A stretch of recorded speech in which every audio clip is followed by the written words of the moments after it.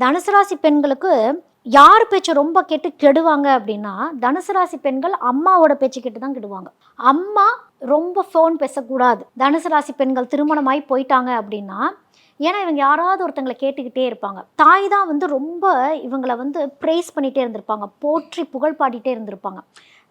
இந்த தாய் தகப்பன் நீ தான் பெஸ்ட் அப்படிங்கிற விஷயத்தெல்லாம் சொல்லி கேட்டு கேட்டு வளர்ந்து, ஒரு புகுந்த வீட்டுக்கு போறப்போ அந்த அப்ரிசியேஷன் கொஞ்சம் கம்மியாகும். அப்போ இல்லம்மா எனக்கு இந்த மாரி சொன்னாங்கம்மா அப்படிங்கிறப்போ, ஐயோ! நீ இப்படிப்பட்டவளாச்சே! உன்னை இந்த மாரிலாம் பண்றாங்கங்கிறப்போ, அந்த பகைமைங்கிறது குடும்பத்தில உண்டாகக்கூடிய அமைப்புங்கிறது வந்துரும். அப்ப இந்த தனுசு ராசி பெண்கள் என்ன பண்ணுவாங்கன்னா, புகுந்த வீட்ட ஒதுக்கி வைக்கக்கூடிய ஒரு அமைப்பு. ஒரு எனிமிட்டி இயற்கையாவே கிரியேட் பண்ணிக்கக்கூடியது. சிந்திக்காம சில விஷயங்கள செஞ்சுர்றது. இல்லைன்னா ரொம்ப செஞ்சுட்டு, அதுக்கப்புறம் அ அந்த வேலிடேஷன் எதிர்பார்க்குறப்போ, அந்த வேலிடேஷனுக்கு சரியான ஒரு ரெஸ்பெக்ட் கிடைக்காம போறப்போ, அந்த அங்கீகாரம், அந்த மரியாதை கிடைக்காம போறப்போ ஃபீல் பண்றது. அதுக்கப்புறம் உழைப்பு போட்டுக்கிட்டே இருக்கிறது. கடமைக்கேன்னு வாழக்கூடிய ஒரு அமைப்பு பெரும்பாலான தனுசு ராசி பெண்களுக்குங்கிறது அமைஞ்சிரும்.